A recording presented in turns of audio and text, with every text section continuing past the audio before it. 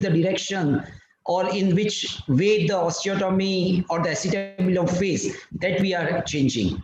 Yeah, thank you very much, Professor Ajay. Coming to the third question, which of the following osteotomy is not acetabulum reorientation osteotomy? Answer A is Salter osteotomy, the B is triple osteotomy, C is Bernese periacetabular osteotomy, and D is self osteotomy. So, which of this is not acetabulum reorientation osteotomy? So shelf osteotomy. Very good. Yes, already we discussed that the Salter osteotomy is reorientation or the redirectional osteotomy. Similarly, triple and C, that's a Bernese periosteal osteotomy, they are also reorientation osteotomy, while self is not the redirectional or reorientation osteotomy. Yes, correct. Good. I'm really happy that of the first three questions, the students have answered well. So they have a reasonably good knowledge about the topic. That's really encouraging for us also. So the fourth question, I think that's also very easy. Identify this pelvic osteotomy done in a 2-year-old child following open reduction of the DDH.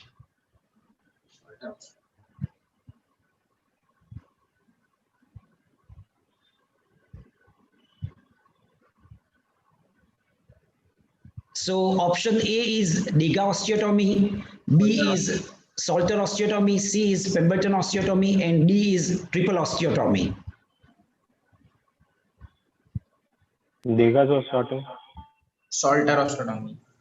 Okay, so we have two answers. The one is Salter osteotomy and the second is Degas osteotomy. Yes, so I request the person who has answered the Degas osteotomy to explain the reason for his answer, and after that the person who has answered the second, that Salter osteotomy, he can also explain why the reason he's saying that this is Salter osteotomy. Yeah, so the one who has answered the Degas osteotomy, please give your reason for your answer.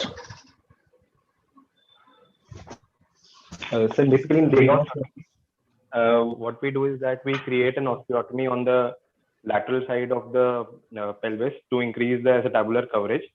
Once we have created an osteotomy on the lateral side, we rotate the wedge of the pelvis to increase the acetabular coverage. Right. No, but like, why do you say that this osteotomy, the X-ray, is Degas osteotomy? So because here also the wedge has been created and the rotation of the pelvic fragment has been done to increase the acetabular coverage. Okay, right. So let's have the person who has answered that this is a Salter osteotomy. Why do you say that this is Salter osteotomy?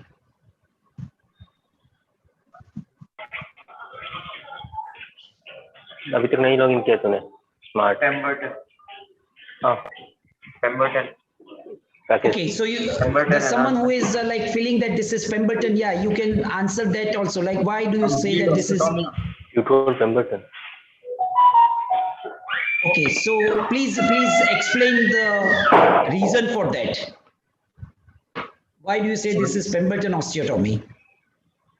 Salter because fixed with implant and complete osteotomy. Okay, so it's a complete osteotomy and it's fixed with implant. Okay. That's why it is Salter osteotomy. Okay, and the one who has said that this is Pemberton osteotomy, why do you say that this is Pemberton osteotomy?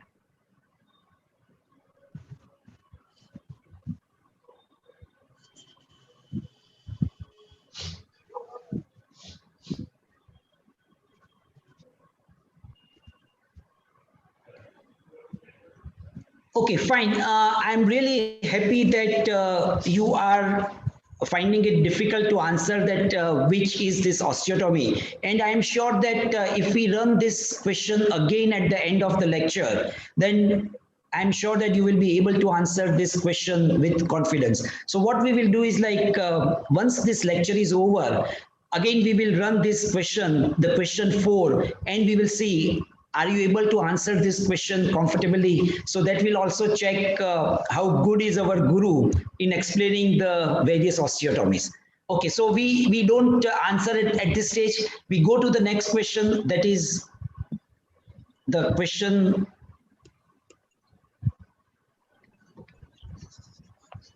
Yeah, the fifth is, which of the following osteotomy is not the redirectional or reorientation osteotomy? Triple osteotomy, Bernese periacetabular osteotomy, Chiari's osteotomy, and Pemberton osteotomy.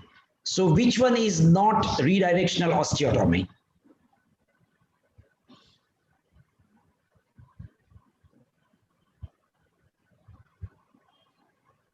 Chiari. Okay, so that's the correct answer. So the rest of the three are the reorientation or redirectional osteotomy, while Chiari's is not redirectional osteotomy. Good. The sixth and the last question is, all are correct statements regarding the Bernese periacetabular osteotomy except answer A is it's a polygonal juxta-articular osteotomy.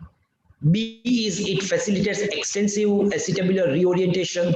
C is posterior column is violated, so inherently it is stable.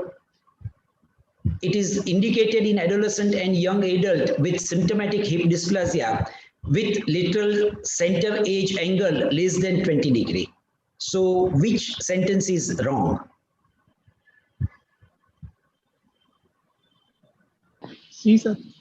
C, yeah, so that's the correct answer. So I'm very happy. Actually, this quiz was designed by Dr. Hitesh, and we are really happy that of the 6, you are able to answer 5 questions correctly. The only one question which you are not able to answer with confidence, and well, there are different controversies. We will take that question again at the end of the lecture. So Hitesh, over to you. Yeah, thank you, Dhiren bhai. It was a good discussion of the brainstorming session for the postgraduate. I welcome again for all the postgraduate teachers, colleague for the 9th POSI Gurukul. And we are fortunate to have today as a guru, as the Dr. Vivek Singh from the AIIMS Rishikesh. Is a pediatric orthopedic consultant from the Rishikesh. So he is going to explain the pelvic osteotomy made easy. So basically the pre-test was the warm-up session for all the postgraduate, so they can generate the interest how the Salter is different than the Pemberton, Dega, San Diego, Triple, Bernese, and all osteotomy, because most of the time they would not be exposed in their curriculum. Maybe pediatric orthopedic surgeon would be there, they would be exposed. I am also fortunate to have our 2 Sadgurus, Professor Risha Madhuri from the Christian Medical College, Vellore. She was the head of department of the pediatric orthopedic department, and she was the pioneer of the pediatric orthopedic department in the Vellore. So thank you, madam, for agreeing to be there at Sadguru. I would also welcome Professor Ajay Singh. He is the head of department of the pediatric orthopedic department from the KG Medical, the University, the Lucknow, and the both department for all the postgraduate. There is the only 3 department in the India that running the full-fledged the pediatric orthopedic department, that is Rishikesh, Vellore, and Lucknow. So we are fortunate to have all of them together today. So without wasting a time, I will hand over to Dr. Vivek Singh for his lecture. Over to you, Dr. Vivek. Thank you. Very well.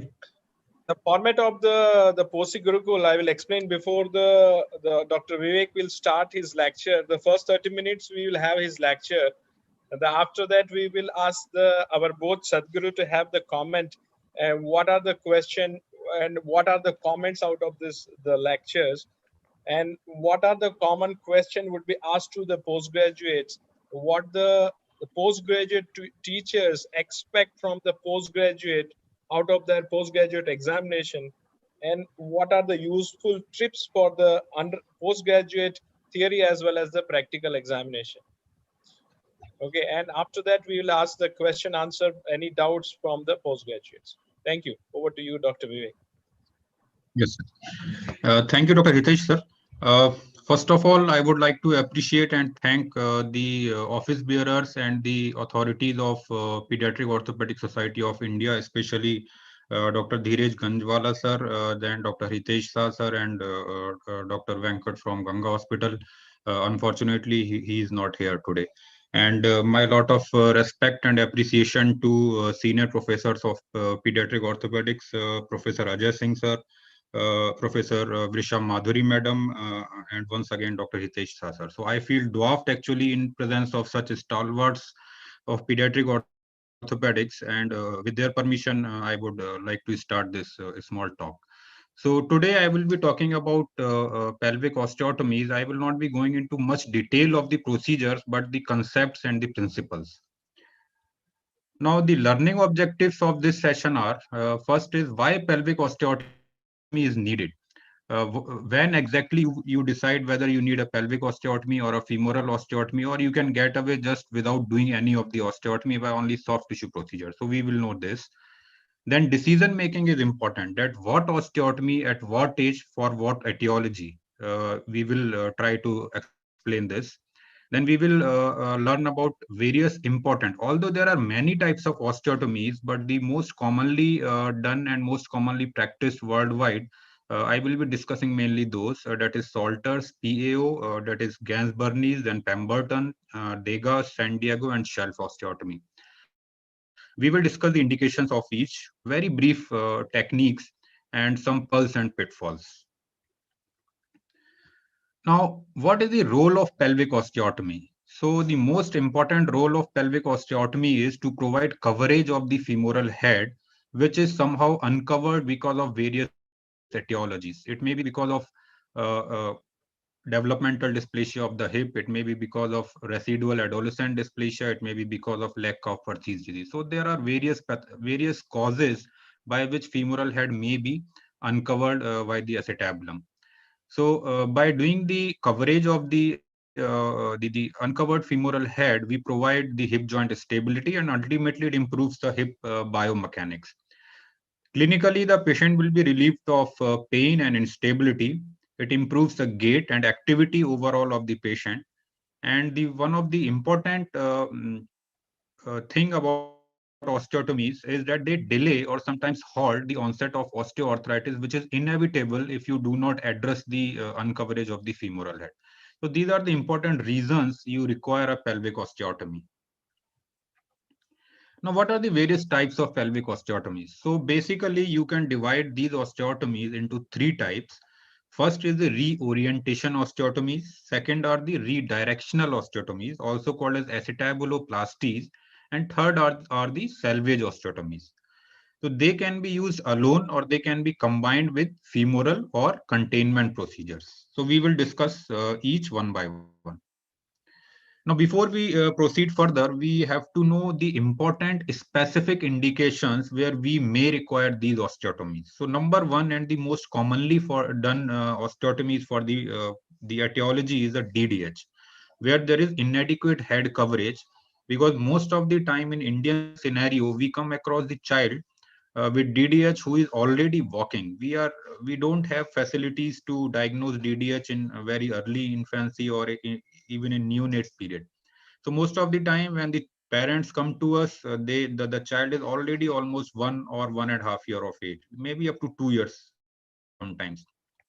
So this is the age when you cannot get away only by doing the close reduction or maybe open reduction without doing any bony procedure. After 1.5 years of age, most of the times you require this. So this is one of the most important indication for pelvic osteotomy.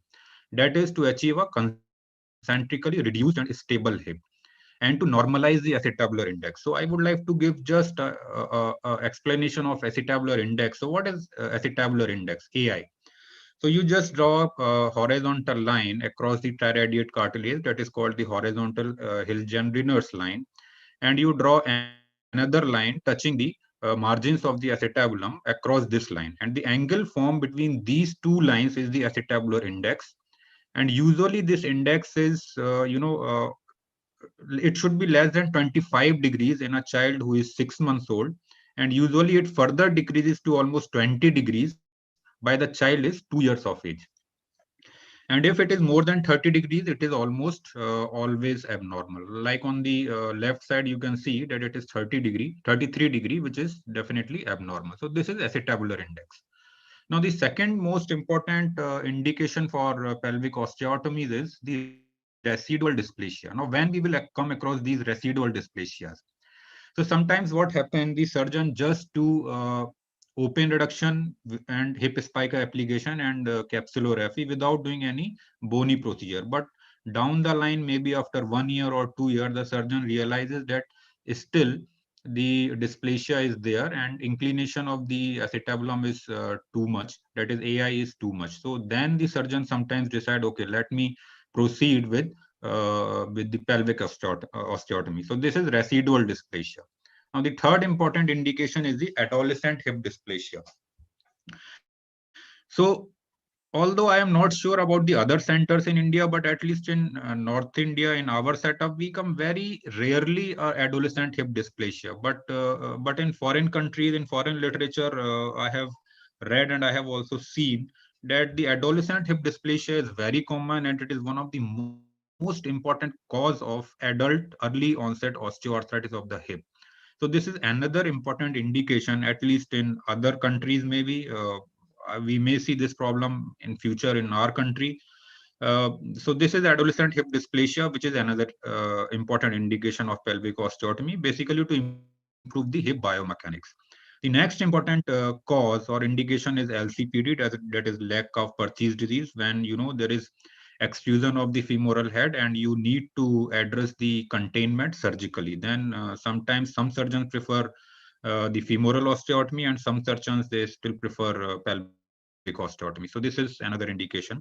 And the last but not the least indication is the neuromuscular hip dysplasia, which is very commonly seen in cerebral palsy with maybe GMFCS 4 and 5 hips. So these are the important conditions where you will need a pelvic osteotomy. Now, the decision-making process.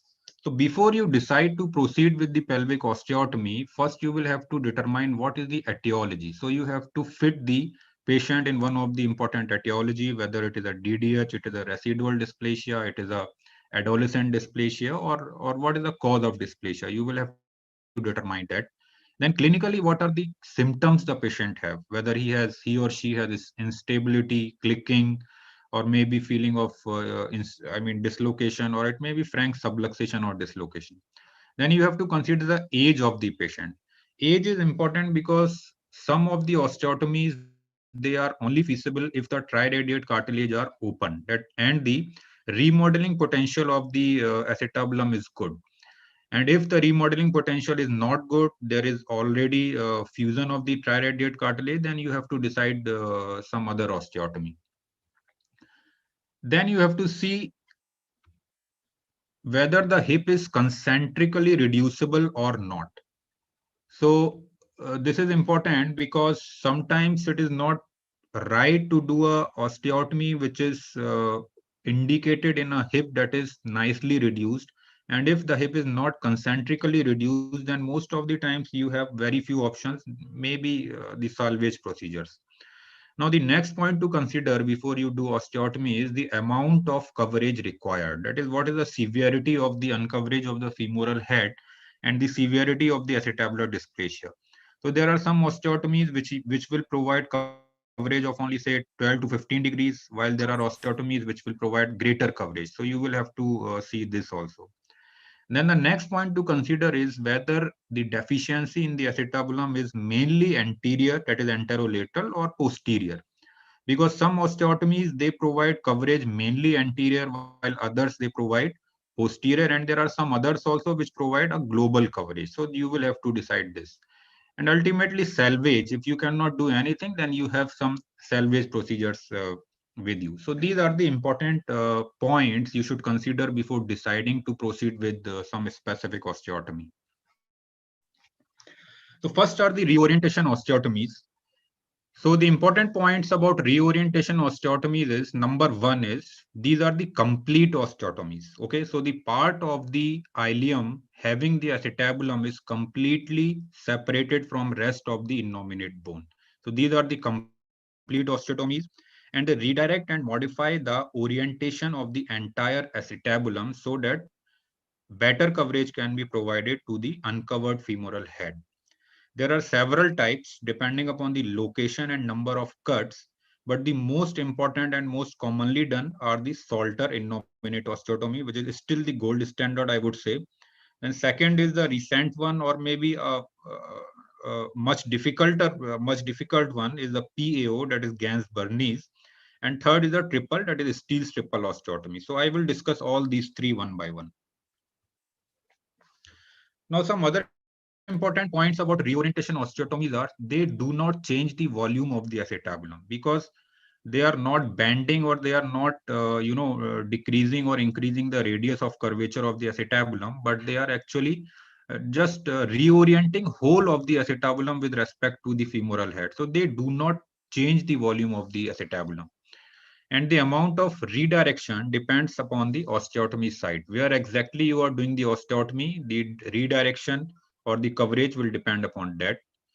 And it is said that a sector of coverage is always improved at the expense of the other. Although this point is controversial, some say that Salter osteotomy provide only anterolateral coverage, but causes a little bit of posterior deficiency. So this point is controversial. Recent studies have shown that it does not cause retroversion of the acetabulum. So this point I will come again when I will discuss the Salters. Now, what are the prerequisites before performing the reorientation osteotomy? The first and most important one is there should be completely reduced femoral head in the depth of the acetabulum. So you have to clear all the pulvinar from the acetabulum. You have to make sure that the transverse acetabulum ligament is cut and the femoral head is well seated inside after the open reduction before performing these osteotomies.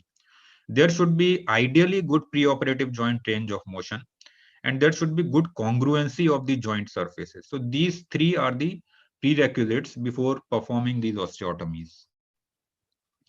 Now, the gold standard, I would say, is the Salter innominate osteotomy, and this is the benchmark osteotomy against which all the others are compared. So this was devised by Salter et al. In 1961, and Salter in his paper in 1974 in CORR published his results first time. And he said that the ideal age for this osteotomy is from a child that is 18 months, that is 1.5 years of age, to 9 years. And because this is the time when you can mold the osteotomy nicely, and pubic symphysis is a much more pliable on which the osteotomy hinges. Usually the anterior approach, that is Smith-Peterson interval, is required for exposure of the hip joint, and which is most of the pediatric orthopedic surgeons, they take this approach. Now, what are the indications of Salters? So in cases of the two most common indications of Salter is the DDH and leg calf paresthesis. In DDH, usually it is indicated in a child who is beyond 18 months of age, because most of the times by the child is 18 months, you can get away by just doing close reduction or maybe sometimes open reduction alone without doing much to the bones, that is pelvis or the femur.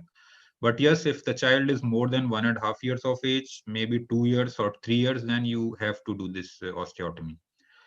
It is also indicated when primarily the uncoverage is mainly anterolateral, and most of the times in DDH, the uncoverage of the femoral head is anterolateral. So this Salter's osteotomy addresses this problem very nicely.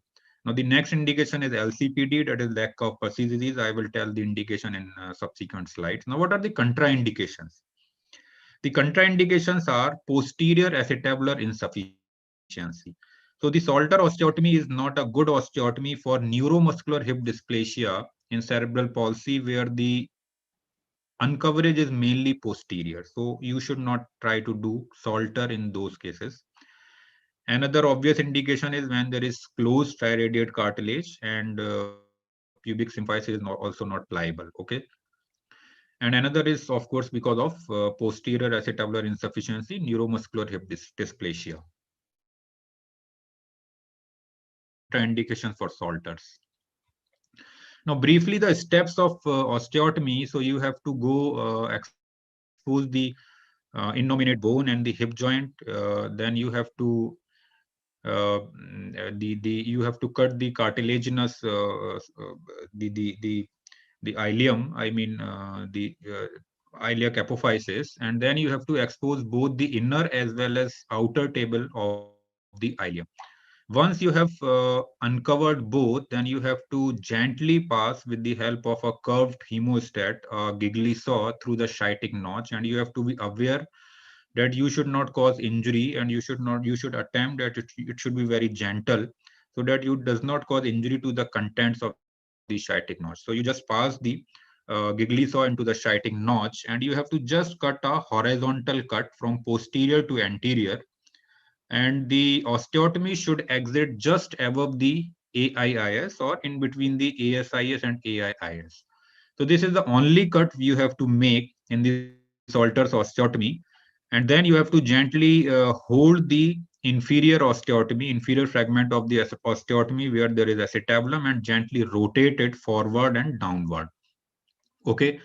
Since you are doing a complete osteotomy, this is not a stable. Inherently, it is an unstable osteotomy. So you will definitely require some sort of internal fixation. And you have to take the appropriate shape, that is wedge-shaped graft, to provide so that the osteotomy can remain in place. And then you have to either you can take long threaded K-wires or maybe thin screws so that the osteotomy remain in place. So this is all you have to do in Salter's innominate osteotomy. Now, what are the limitations of this osteotomy? So the limitation number one is that improves AI by only 10 to 15 degrees. But most of the times in DDH, you require this much only, and this is, again, a gold standard osteotomy. So most of the times you can take care of the problem by this. It's then obviously an unstable osteotomy because it is complete, so it requires some sort of fixation. Theoretically, it causes lateralization of hip as well as a little bit inferior displacement. So there is some concern that it might cause a little bit of lengthening of the extremity, although clinically not very relevant, but theoretically, yes, it causes 1.5 centimeter of lengthening of the extremity. Now, another problem is sometimes it causes hip stiffness because of inadvertent intra-articular position of the pins. Sometimes if the hip is not concentrically reduced, and sometimes because you are rotating the acetabular roof downward, increased pressure, and maybe theoretically chances of AVN. So these are the potential problems with this osteotomy. Now, what the literature says about Salter osteotomy. So in this paper by McNichol and Bertol in JPOB in 2005, they have studied 188 Salter osteotomies with a follow-up of 5 to 25 years, and they have shown almost good and satisfactory results in 70% of the patients. And the best results occurred in children under the age of 30 months. Okay, so if the child is of younger age, then the results are much better. And if the treatment is combined with open reduction and Salter, that is both are done simultaneously, then the results are much more predictable and better. Now in Lakoff-Perthes disease, this paper in JPUB, very recent article, they say that Salter osteotomy provide better femoral head position and acetabular shape and coverage than a non-weight bearing brace. And the indications as per these authors as well as several other authors is that the age should be 6 to 10 years. Lateral pillar, Herring's lateral pillar classification B/C or C. And there should be, of course, good preoperative range of motion before you attempt pelvic osteotomy. But there might be many surgeons who might not agree with me, because some surgeons, they do not do any osteotomy in LCPD. Some they just do varus derotation, some do only pelvic osteotomy. So there is a lot of controversy in Lakoff-Perthes disease. And I think Dr. Hitesh sir can later on clarify this problem later on, that what is his take on pelvic osteotomies in Perthes disease. Now, the next in line, that is reorientation osteotomy, is the PAO, that is periacetabular osteotomy, popularized by Gans and Bernies. So this is a difficult osteotomy, I would say not many centers in India are doing it. In Europe and in US, I mean, it is very commonly done, and the literature have started coming with a lot of long-term results of this osteotomy. So I would just touch the basics of this osteotomy. It is basically a polygonal juxta-articular osteotomy. There are 4 cuts. And the important point about this osteotomy is that it preserves the vascularity of the acetabular fragments. It facilitates extensive acetabular reorientation because the acetabulum from all the sides circumferentially is free. So you can manipulate and hold the osteotomy in whichever direction you want. So it gives you a lot of leverage to cover the uncovered femoral head. As usual, the modified Smith-Peterson approach is required for all the 4 cuts of the osteotomy. Another important point is that this is the only osteotomy where the acetabulum is free from all the sides and still the posterior column of the acetabulum remains intact. So this is an important point about the Ganz-Bernies PAO. And it is inherently more stable than the other triple osteotomies. And another important point about this is because adolescent dysplasia is more commonly seen in female patients, so there is no alteration of the pelvic birth outlet, and normal vaginal delivery is not affected, I mean theoretically and as per the literature in this osteotomy. Now the prerequisites for this osteotomy is usually it is indicated in adolescent and the young adults with the residual or residual hip dysplasia, and there is already the closure of the triradiate cartilage. The hip should be actually it should be concentrically reduced. It is the ideal situation is this. Another indication for this osteotomy is retroverted acetabulum.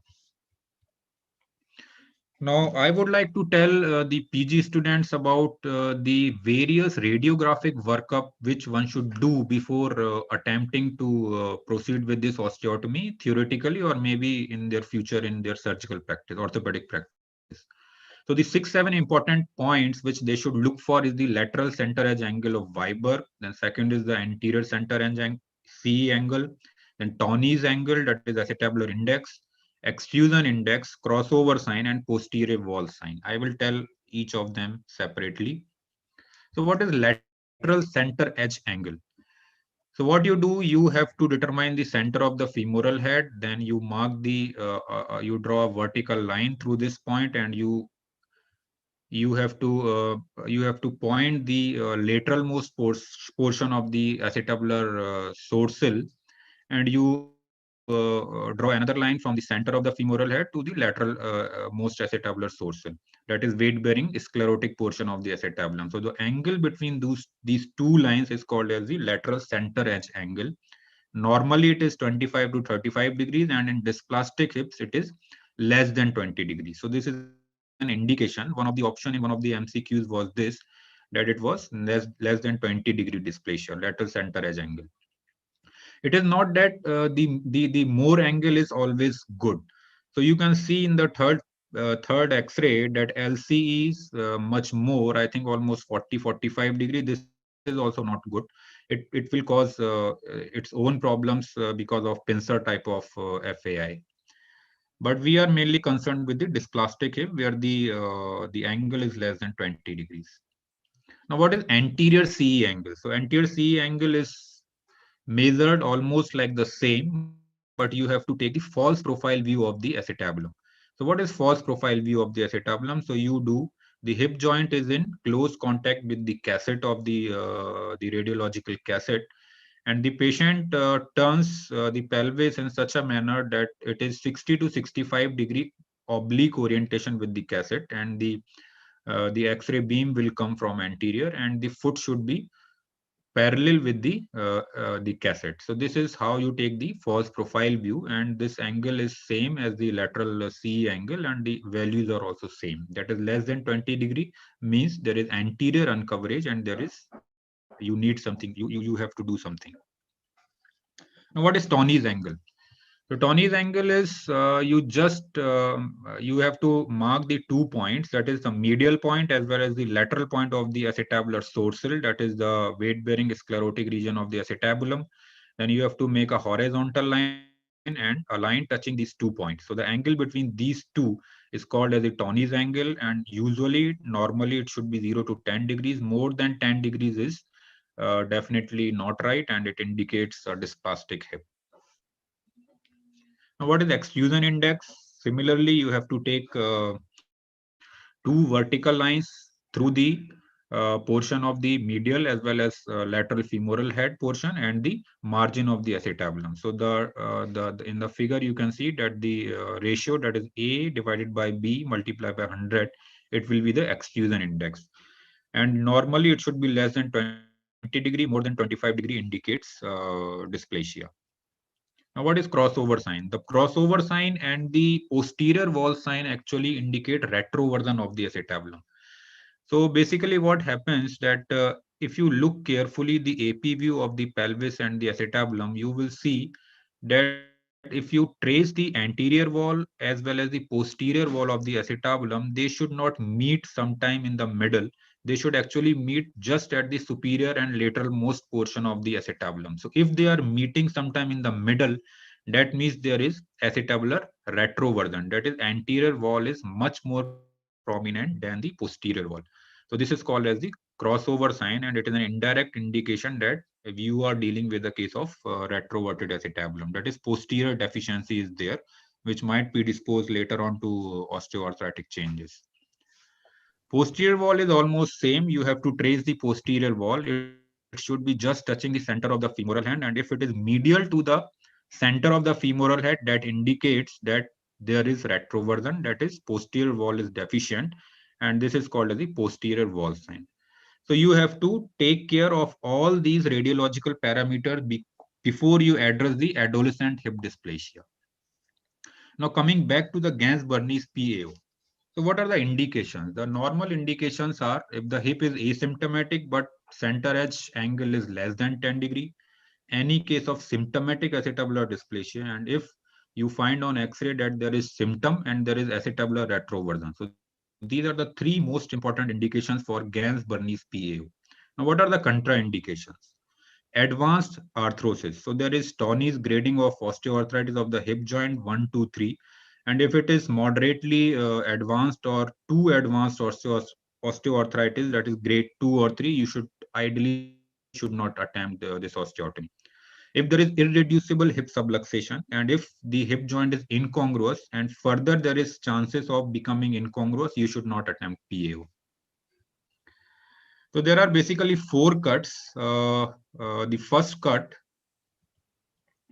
is a infracotyloid cut.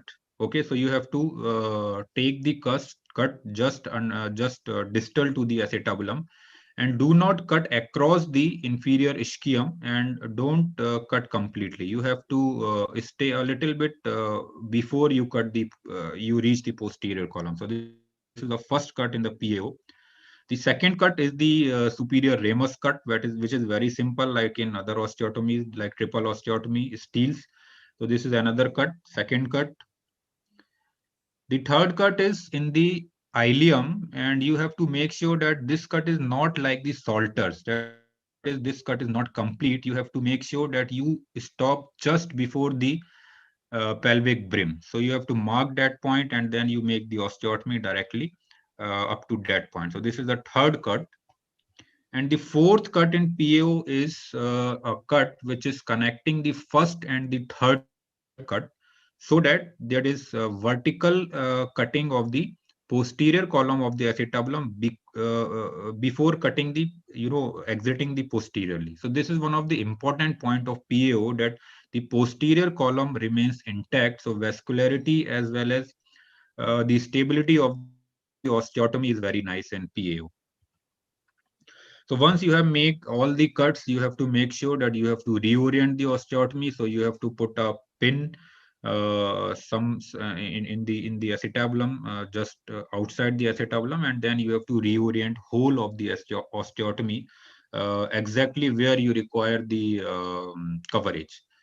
So some type of internal fixation is always required. Usually long threaded screws are required to stabilize the osteotomy. So this is one of the case I have taken from one of the literature one of the journal. So this was a preoperative hip dysplasia, nicely done PAO and well fixed by screws which are long and fully threaded. Fully threaded screws are taken because these are easier to remove. Now, what are the complications? So one should not attempt this osteotomy if he or she has not seen at least 10 or at least assisted 3-4 osteotomies, complicated osteotomy, and many surgeons, they actually directly go to Gans Center in Europe to learn this osteotomy. But I think in future we can also start this once we have more exposure of these cases, or maybe we require this osteotomy. Now, what are the complications of this? Number one is non-union of pubic and ischial osteotomies. Loss of fixation may occur. As will all the osteotomies, there might be injury to lateral femoral cutaneous nerve, which is most commonly damaged, chances of damage. Femoral nerve palsy if you are retracting too harshly on the medial side. Ectopic bone formation, always a risk. And avascular necrosis of the acetabular fragment if you have done a lot of manipulation and there is you have violated the vascularity of the fragment. So these are the important complications. Now, this recent article in CORR on 25 to 30 years of follow-up of this osteotomy, they say that almost 1/3 of the hip. So 1/3 is a good number actually. If you can preserve the function of the hip even in 1 out of 3 hips, then I would say that this is a good osteotomy if done nicely. So this is a long-term study. Now coming to the third reorientation osteotomy, that is a steel triple innominate osteotomy. It is a relatively simpler osteotomy if you cannot do PAO and you have no training in PAO, then you can do this relatively easier. So it provides again more coverage. Older children when the triradiate cartilage has fused. So you have to make 3 cuts, one in the ischium, one in the superior ramus, and another across the ilium, like in the Salters. 2 approaches are usually required. Smith-Peterson approach can take care of the superior osteotomies, while the ischium osteotomy, you have to make a separate incision in the gluteal region to do this first osteotomy. And acetabulum is repositioned and stabilized by a bone graft and articular surfaces should be nearly congruous before you attempt this osteotomy. Now, the second type of osteotomy which I would like to discuss is the redirectional osteotomy, that is also called as acetabuloplasties. Now, what are the important points about this osteotomy? So first is, it is an incomplete osteotomy. So the osteotomy cut is such that you have to stop somewhere before cutting the whole of the iliac bone, whole of the innominate bone. They are usually redirected by a hinge either at the triradiate cartilage and or both at the pubic symphysis as well as triradiate cartilage.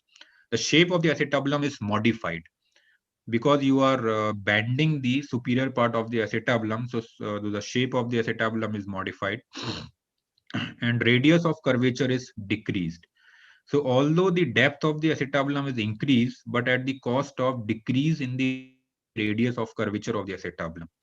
And ultimately, overall, the depth, the volume of the acetabulum is reduced by these osteotomies. So this is one of the theoretical point. Although studies, they are also, they are not in, they are not sure whether it actually causes overall decrease in volume or not. So this is still controversy. But I would like to say for the sake of learning as PG, you must remember that they cause overall decrease in the volume of the acetabulum. And the 3 most commonly done type of osteotomy are the Pemberton, Dega, and the San Diego. So I will discuss each one by one. Now, what are the prerequisites? Prerequisites are again same like that of Salters, that is femoral head should be completely relocated, joint surfaces should be adequately congruent, it should have good mobility, and triradiate cartilage should be open. It should not be closed because they are mostly hinging on the triradiate cartilage. Now coming to Pemberton acetabuloplasty, one of the most commonly done and most older of all these 3. In 1965, devised by Pemberton, it is actually a pericapsular osteotomy. So the cut in the innominate bone is just above the margin of the superior and anterior acetabulum. It is an incomplete osteotomy.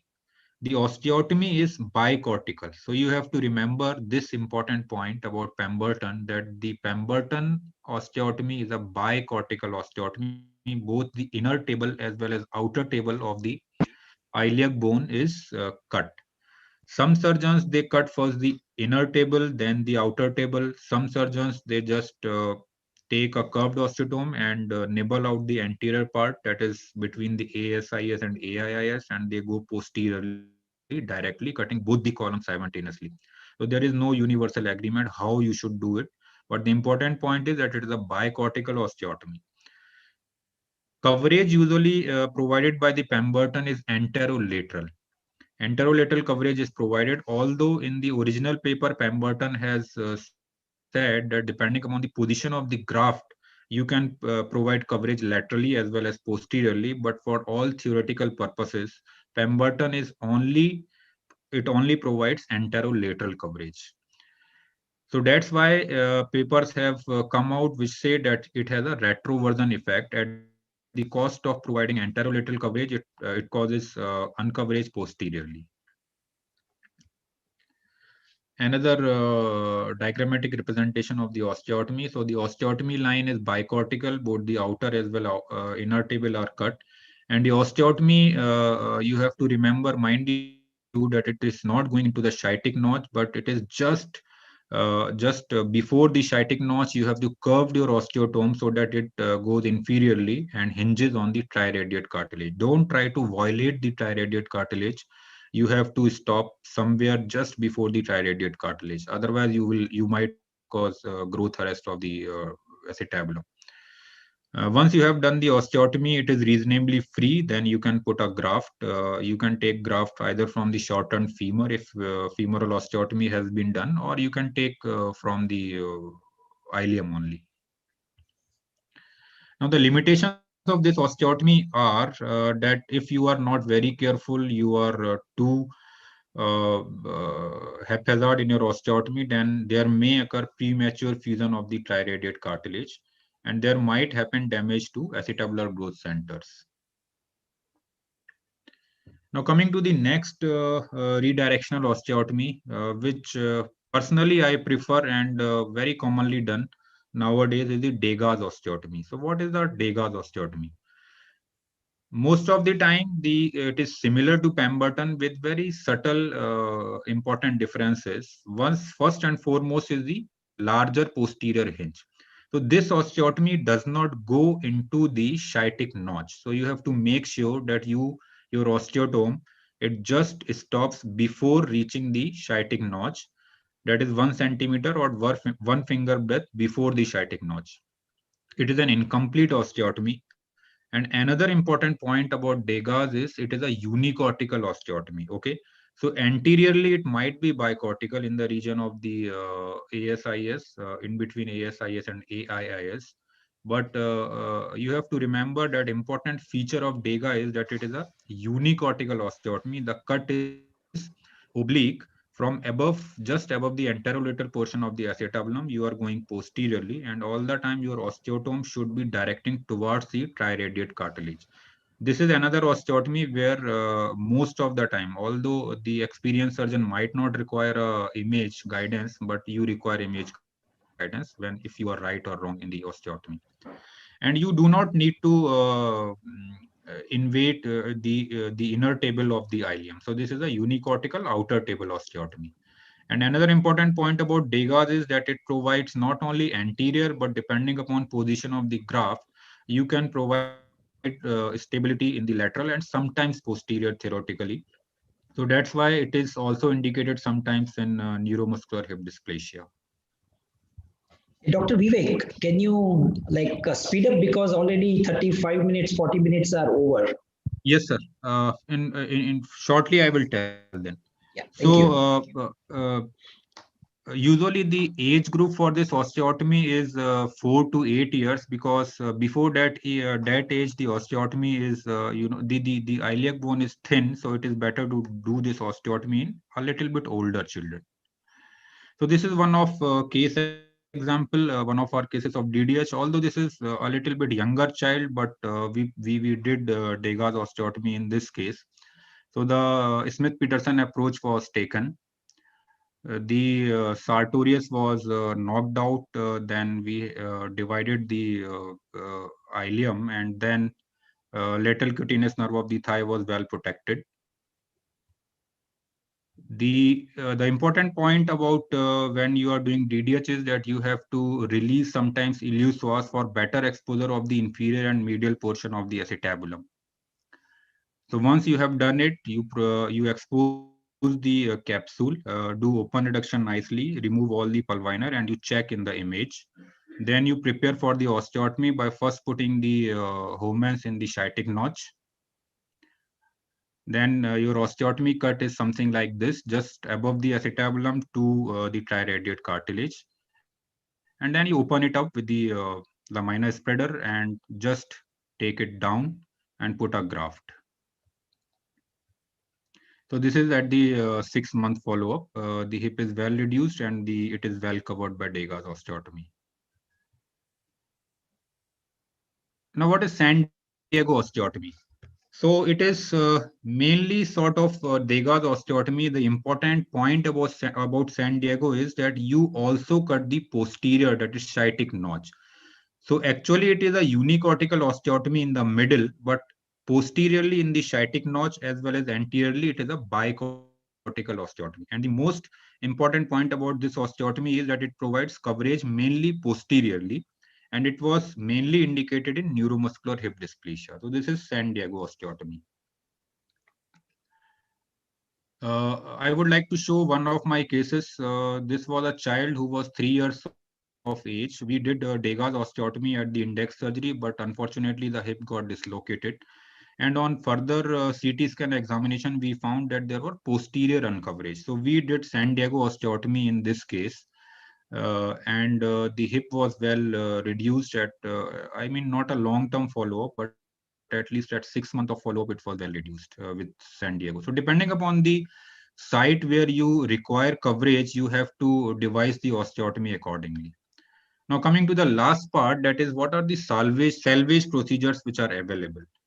So actually they enlarge the acetabulum by medializing the hip center, and they are usually indicated for non-congruent when the hip is not nicely reduced, it is irreducible hip or non-congruent hip, to provide good femoral head coverage. So two most commonly done procedures are the Chiari and the shelf osteotomy.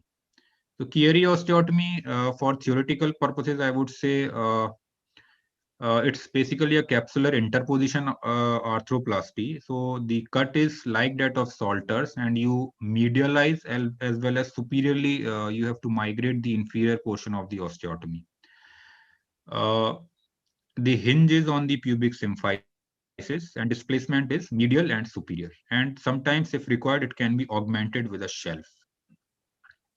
In current orthopedic practice, it has a limited role because other better osteotomies are there, and some recommend this for patient in children above 10 years of age, if there is symptomatic subluxation or maybe failed previous surgeries. Now, the last part of the salvage procedure is the shelf procedure, that is Staheli. The indication are almost like that of the Chiari osteotomy, that is concentric reduction is not possible. So what you basically do is you have to expose the outer table of the innominate bone, and you take long slivers of the outer table of the ilium, and you make a slot just in the supraacetabular region, so that you can fix the graft in that position. If it is too high, the position of the slot is too high, it is going to fill. And if it is too low, then there is always a danger that you might enter the joint.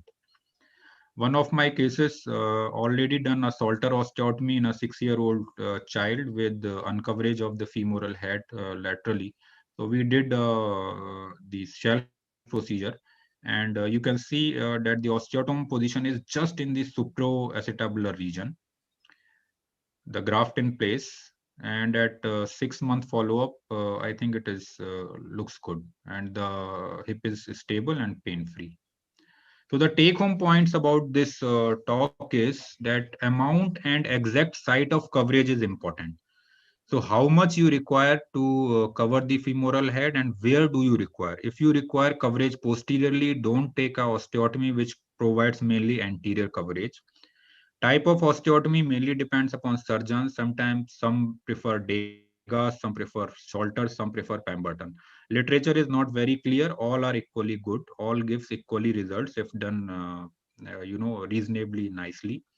You should be aware of the plasticity and remodeling potential of the acetabulum, because once the triradiate cartilage is fused, you cannot do the osteotomies which require it being open. You have to minimize the complication. You have to be careful about the anatomy of the region where you are operating. And salvage procedures always has a role if there is nothing else you can do. I think this is all I have to say, sir. I thank you all for patient hearing, and I would now stop sharing, sir. Thank you, Dr. Vivek. Thank you Thank you, very sir. much for the good detailed description of all the pelvic osteotomy. That is a quite lucid description of all the reorientation, the acetabuloplasty, salvage operation, and the GANS operation. Yes, sir. Thank you very much. I will like to have the comments from the Sadhguru. We'll ask Dr. Madam Vrisha. Would you like to comment? Yeah, hello. So I have a number of questions, basic ones actually, which I think will be useful for postgraduates. No, Vivek, that was a great talk, and I think you put in a lot of effort. Thank you. Congratulations. Thank you. Thank you, madam.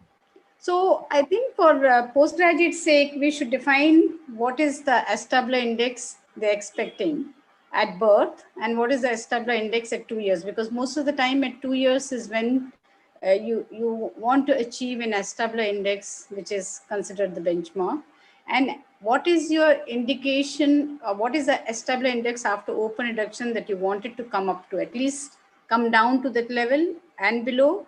And when is it that you stop waiting for the acetabular index to improve normally? And when is it that you feel that you can no longer wait for the acetabular index to improve, but you have to go and do a pelvic osteotomy?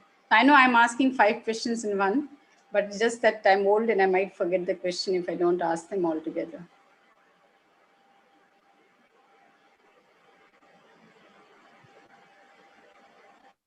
Hello? So, madam, would you like the postgraduate to answer this question, or you will like to answer the question? I have to answer the question. Huh? No. Like, say, let's. May I request a postgraduate to madam's question are really very important, and they are going to be asked by examiner in the exams. So please try to answer those questions so that probably whatever mistake you make, you can, or the Sadhgurus can always suggest you how to answer that better in the exam.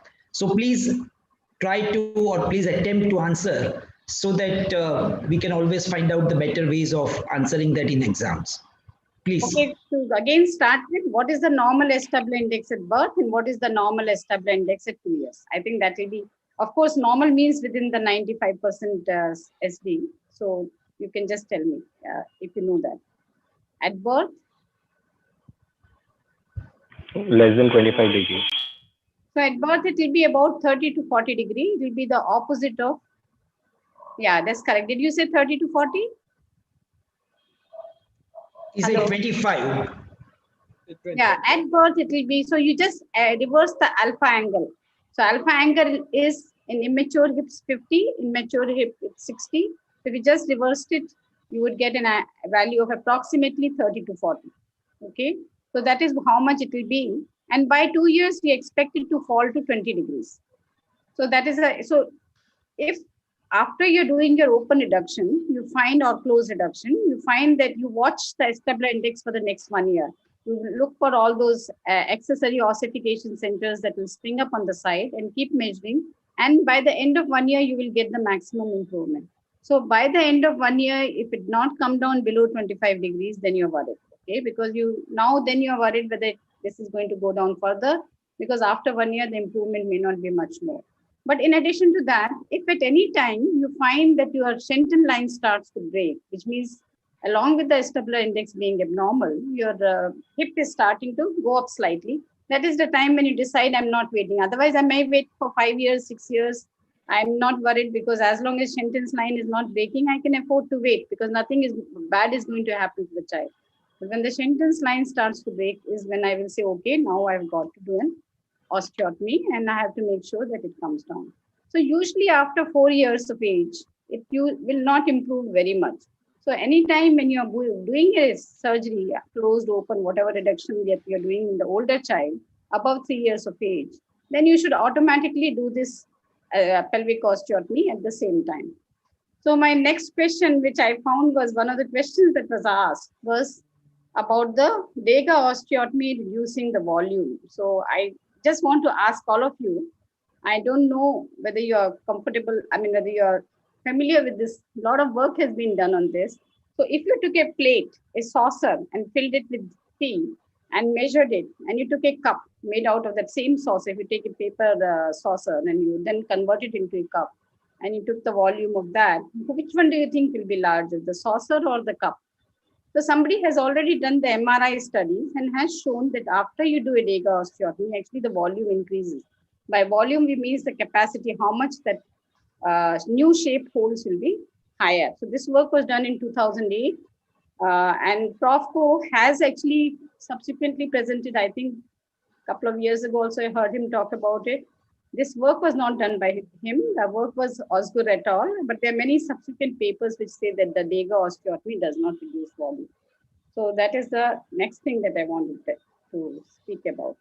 Now, if you wanted to do a Salter's osteotomy and you, what I think I have a 20-month-old child, let's say, who has got a 15-degree acetabular index, and I'm going there and I feel that my hip is not very stable, so I want to do an osteotomy.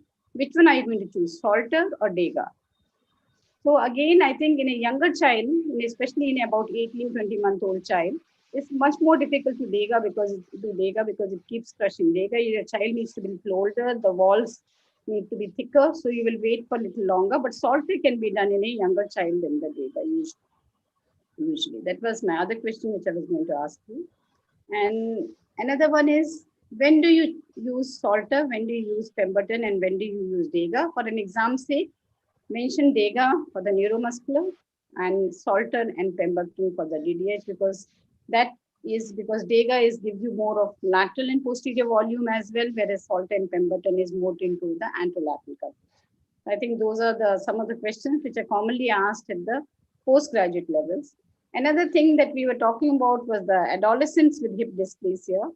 And so another question that may be asked of you is, what is your absolute, I think Dr. Millis is very fond of talking about it. What is your absolute anterior CE angle? Below that, you know that definitely there is evidence that the patient will do badly if not the coverage is not improved. Usually the GANS is the treatment. So the answer would be that it's 16 degrees actually. So below 17 degrees or 16 degrees or left, if there's anterior CE angle is that, then you do need to do a coverage. And if I'm not mistaken, for the lateral, the angle is about 20 degrees.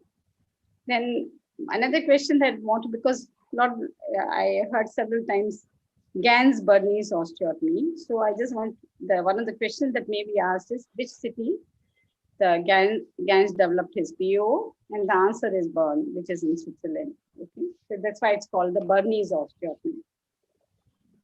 And then again, if you're doing a PO, what is the desired Tony's angle at the end of PO surgery? So Vivek explained quite rightly that the normal Tony's angle should be about 0 to 10 degrees. So when you do the PAO, you don't want to go below 0 degree, because if you go below 0 degree, as he mentioned about something else, you can get a impingement because of pincer impingement. Another thing, if you're asked about the pitfalls of the PAO, so few things that happen commonly is the loss of correction due to your incomplete cut, so it keeps bouncing back. And the other dreaded complication is a sciatic nerve damage. So in addition to non-union, which may happen in bigger center, the ones that we have to worry about if you're not very careful are these two, because sciatic nerve damage is something which is very, very bad to have. I think I've taken my share of time, so maybe the other subgroup will like to ask some things now. Yeah, thank you, madam. I will ask Ajay Singh, Professor Ajay Singh. Thank you very much, Vivek. Actually, Vivek has taken a very good lecture, and he has covered, I think, almost all the questions which are being asked from PGs during the examination, as well as ma'am has given her input and covering the remaining part. So not many question I have which I can share, because almost all the question which I was thinking of sharing were already covered. The only thing to the PGs is that the points which are usually asked during your examination are the indication and the prerequisites and the bony landmark, which are to be taken for making the osteotomy, whether it's a Salter or a Pemberton, and the direction. So I mean, you have to be, you have to remember that the classic. If somebody asks you how you will classify your pelvic osteotomy, so you may say that, as already Vivek has said, that these are the reorientation, reshaping, and the augmentation. But also you can classify according the number of bones, whether single bone you are covering, or triple osteotomy, or your osteoplasty is concerned. The one more point which I would like to highlight to the PGs, that the hinge for the Salter is already discussed by Vivek, is that it is pubic symphysis, and the hinge for the Pemberton and maybe the Dega is said to be the triradiate cartilage. So sometime the complication which are associated with these Pemberton osteotomy are premature closure of triradiate cartilage that may lead to smaller acetabulum or abnormal acetabulum in a longer follow-up. One more question, which is, I think, is important, that this volume changing osteotomies such as Pemberton are any contraindication or anything in which you will not do these Pemberton osteotomy is, according to my views, the cases in which the head of the femur is large enough. In those cases, because you are changing the capacity of the acetabulum, sometime these are the contraindications for making this type of osteotomy. Some examiner may ask the disadvantages of Salter. So you can enumerate that it cannot be done in older age group because pubic symphysis is not so flexible or mobile, which give proper reorientation. And you have to place some implant, put some implant, and the second surgery is sometime is required to remove the implant. And theoretically, though Vivek has covered this point, that sometime after this, in some select number of cases, the chances of posterior dislocations are there if you are done the reorientation more than what was required. So posterior dislocation may be associated, is one of the complication of Salter. And I think Madam has already emphasized the role of vestibular index and central edge angle, and that is very important. And we have to follow the secondary ossification and change of S tabular index and CE angle in our follow-up of these dysplasias or DDH in which we are making the pelvic osteotomy. That's all, I think, from my side. Thank you very much, Professor Ajay Singh. We'll ask the postgraduate if they have any question before we'll discuss the further. Any of the postgraduate, because in chat we did not see any of the question from postgraduate. If there is no question, I will ask both the Sadgurus that what they can expect from the postgraduate, whether they can expect the Salter osteotomy, Pemberton osteotomy, all the decision making of the redirectional reorientation and acetabuloplasty to the postgraduate, or they want to just a basic of the Salter and Pemberton osteotomy. Madam? Yeah, sir. Yeah. It all depends upon how they're performing. So if I feel that they are going to go in for a distinction or something, then I will keep going up to the higher osteotomies. PAO, they're doing very well, I will ask. But otherwise, and also depends upon what kind of case they have. So if they have an irregular head, I want them to be little familiar about the fact that there is something called a shelf osteotomy. I want them to know that there's a slight difference between Chiari and the Stahili, and I actually want them to know the basics. I don't expect them to know any of the procedures. I don't think it's necessary at their stage, but they should know the indications. They should also know the different types of osteotomy and what can be expected out of them. They should know that if the child is small, you do these three. If the child is older, you can consider these. If the head is congruent, you can do these. If the head is not congruent, you can do this. I don't really need them to know the details. They should just know the limitation. I think the major thing is they should know the difference between Salter and Dega, because these are the two common things that are used. The rest of it you just played by the ear. If they're doing brilliantly, you can ask them anything because they will know. If they're doing okay, I'll just ask them the very basic questions and stop it. If they have to lead us on.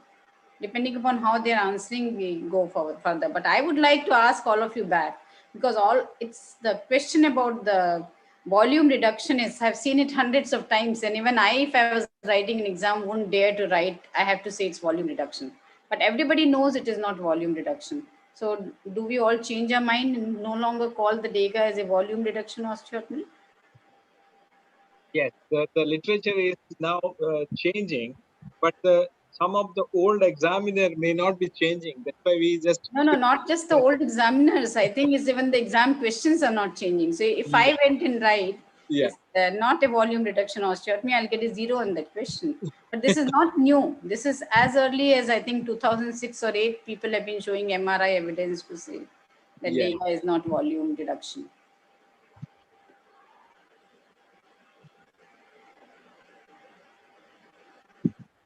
Professor Ajay Singh, you want to say what are the questions you can expect from the postgraduate?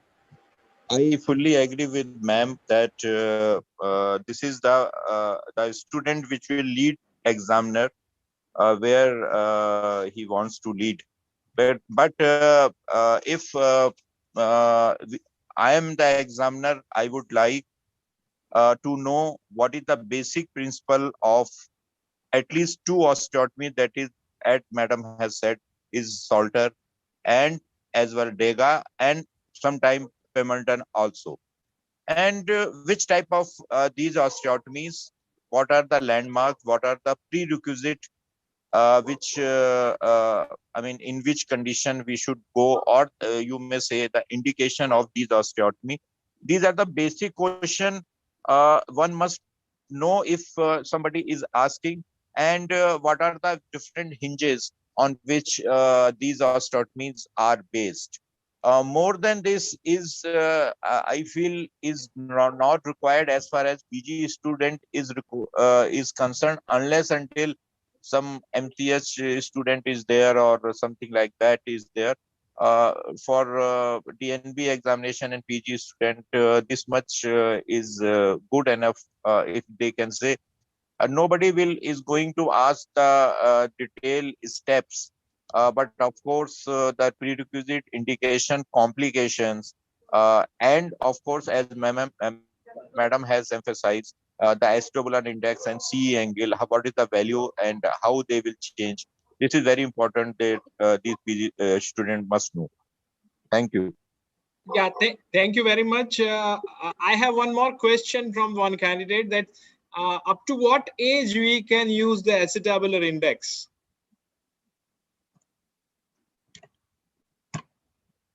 Is it up to the adolescent age group? Because the acetabular index would be useful till the tri-radiate would be fused. Once tri-radiate would be fused, we may use the Sharp's angle is almost equal to the acetabular index. The equivalent to the acetabular index, we draw the acetabular index, the line joining to the both triradiate. But if triradiate is fused, we can take about the lower margin of the teardrop, and the lateral margin is the same as the lateral part of the acetabulum. What is your opinion, madam? Would you take only? I usually use the Sorcil. Okay. After in the older patients, adolescents also, I use that and keep it at my upper limit of 10 degrees. Okay. Fine. The one more question to the all three Guru and both Sadgurus. We commonly see the cases, the post-septic dislocation and the post-septic, like Choi type 4 or the Tom Smith arthritis. What are the osteotomies? Because that is the commonest case kept in exam. So what are the? Are they asking only for the acetabular osteotomy or yes, or only acetabular, because that we will keep the another full session for the post-septic. But what the postgraduate should answer? So I think depending upon what age the septic arthritis happened, usually the acetabulum is well developed when the septic arthritis happens in the older age, and their acetabulum is not that distorted.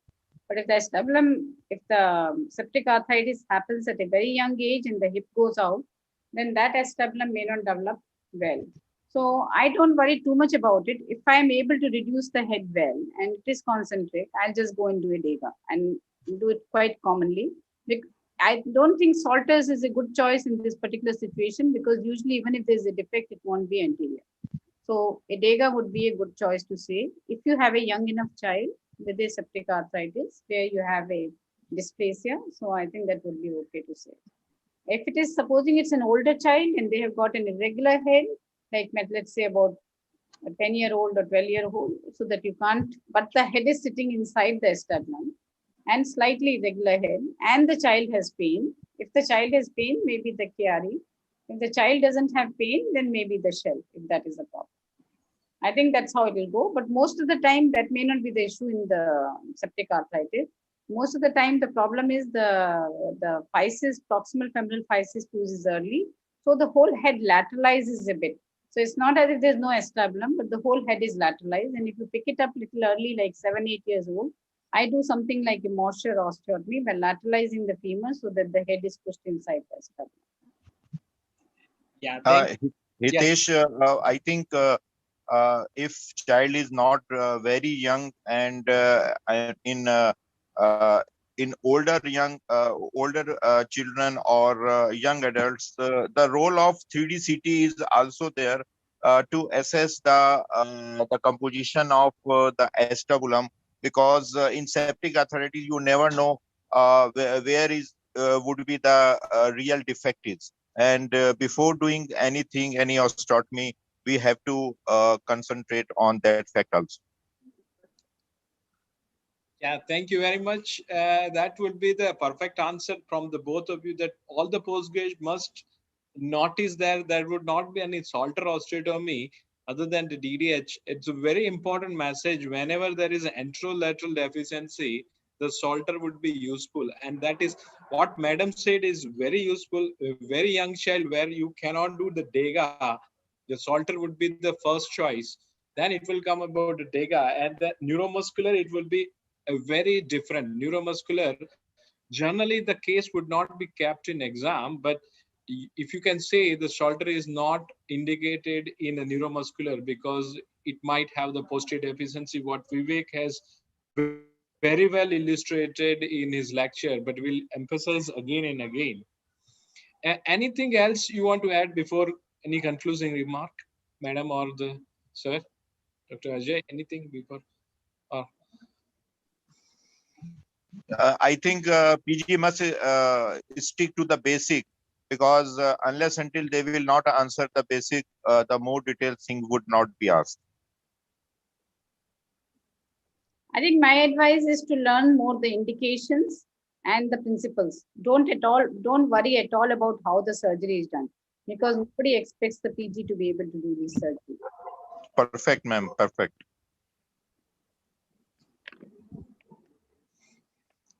Thank you, madam and sir. Dhiren bhai, you will have the conclusive remark. Thank you very much, Hitesh, Dr. Vivek, Dr. Visha, and Professor Ajay Singh for a wonderful exposition on the topic. I know that this is a very difficult topic for the postgraduate student, but Dr. Vivek really made it very easy to understand.